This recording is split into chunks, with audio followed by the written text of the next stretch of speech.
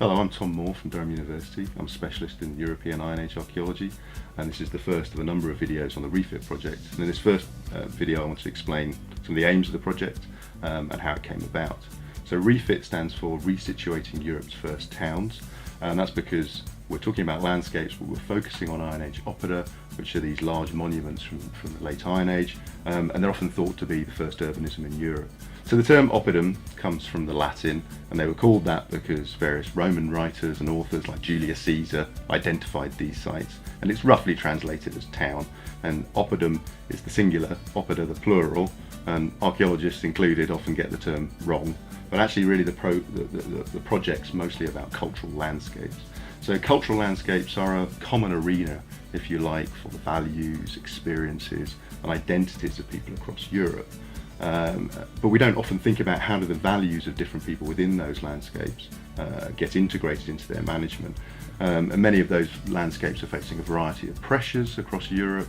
So the REFIT project really wants to think about how we can integrate the different values, perceptions and needs of different stakeholders within landscapes into making the management of those landscapes more sustainable for the future. So the REFIT project is funded by the Joint Programme Initiative for Cultural Heritage from the European Union and by the three national research agencies funding this project, which are Spain, England and France. And it's made up of three partner organisations, myself from Durham University, also BIBRACT Research and Heritage Centre in France, and the University of Complutense in Madrid in Spain. And alongside that, we were really keen when thinking about cultural landscapes and the stakeholders involved in them was to actually incorporate some of the organisations actually involved in our case study landscape. So alongside ourselves, we have 5 organisations who are embedded in the project. They are from England, Gloucestershire Wildlife Trust and Cotswold Archaeology. From France, we have the Parc Naturel du Morvan and Réseau du Grand Site de France. And also from Spain, the regional government from Avila. And what that does for the project is give us the insights of stakeholders who are not archaeologists like we are, and have their specialist experience that ranges from ecology through to local government issues. And because we have 3 countries involved in the project, Spain, England and France, we have those different national perspectives from different stakeholders as well. So having those other stakeholders involved alongside us as archaeologists means that we have a whole range of people who are interested and involved in those landscapes, and allows us to kind of think about the variety of people in that landscape and think of it as the real living, working landscapes that are interested, not just as heritage sites or monuments that often archaeologists are interested in, but as in working, living, breathing landscapes. So cultural landscapes are, in simplest definition, combined works of nature and humanity. So what that means is they're not just the natural environment, but they're also integrated with the heritage, how those landscapes evolved and developed, but also modern farming practices. And so that all of those things go to make the character of the landscapes that we experience, and none of them is more important than the other. Cultural landscapes aren't just exceptional ones, like those designated by UNESCO as such, but the whole of Europe is covered by cultural landscapes, and all of them provide better quality of life really for all of us across Europe. And increasingly we're recognising that those landscapes provide what's often called ecosystem services, which basically means the benefits those landscapes have for us. And they might be natural resources, they might be heritage assets, but they might also be the intangible things that they have, like the values we have in them, or how they make us feel spiritually and so on. And all of those now can be thought of by many people as the natural capital of landscapes, how we can value those landscapes. So what REFIT's trying to do is think about all of those together as what we value in that landscape, and how we can understand the stakeholders in those to better integrate those values so that we can manage them sustainably for the future. So those cultural landscapes are facing increasing numbers of pressures across Europe. They range from climate change to pressures from tourism, from development and so on. And preserving those landscapes in Europe is really impractical. So we need to understand the values and the needs of the stakeholders within those landscapes, really to manage and balance the trade-offs between those different needs and pressures. And that's what REFIT's trying to do. It's trying to assess the different values and needs of stakeholders and try and integrate those stakeholders so we can come up with a more integrated, sustainable package of management for those landscapes. And that's something we're increasingly going to need to do across Europe. Of course, in the UK, we're facing specific pressures because as we leave the European Union, There are going to be changes undoubtedly to the way we manage our cultural landscapes, which are going to affect things like subsidies to farmers. So even more than ever, we need to think about what values people have in those landscapes, what they benefit from those landscapes, as we decide to work out how to manage those landscapes for the future. As part of managing those cultural landscapes, one of the things we need to develop is an understanding between stakeholders of the values of other stakeholders. At the moment, as you'll see in our other videos on the project, we found that many stakeholders are isolated from the values of others.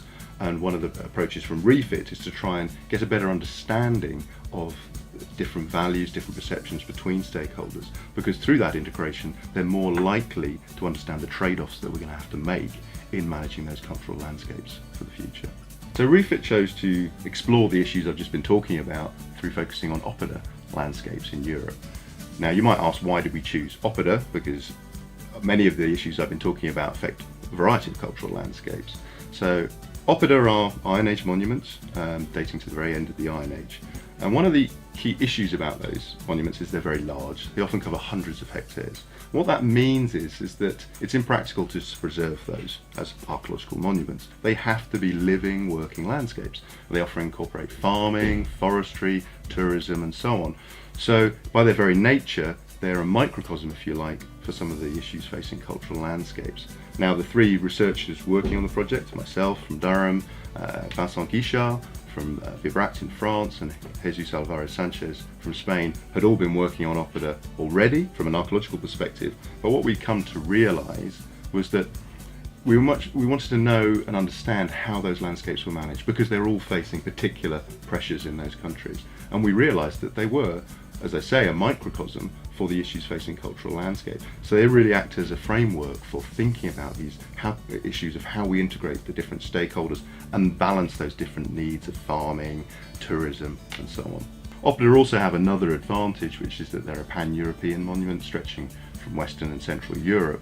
So they give us an ability to compare and contrast different practices to cultural landscapes across Europe and see whether there are different things that they're doing in France or in England that we might exchange between different countries and different approaches.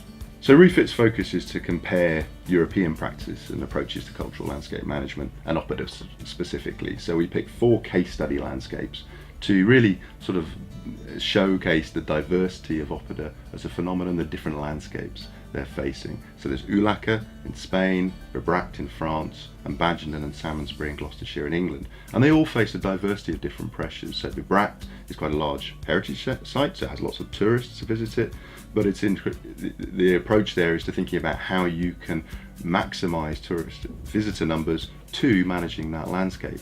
Ulaka is much less well known. It has animal farming on it, and it's protecting the heritage with also the cattle grazing going on it. Whilst those in England face a whole variety of very different pressures from development, from building work and so on going on. So they have a diverse range of pressures facing them, but in many ways show the same issues of these large monuments that we need to think about integrating those stakeholders who have those interests in them.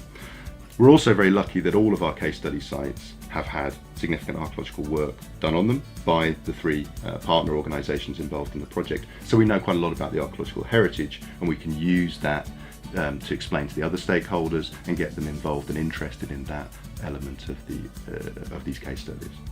So we're using these case studies to explore how the different stakeholders perceive those landscapes, how we can perhaps better integrate those stakeholders and develop engagement strategies for that integration. And what we're hoping is that this won't just act as a kind of way of doing it for oppida landscapes, that those working in other cultural landscapes will see benefits from what we're doing in integrating different stakeholders. So hopefully people will watch this and then watch some of the following videos on how we did this, how we approached that, and hopefully follow the project in the future.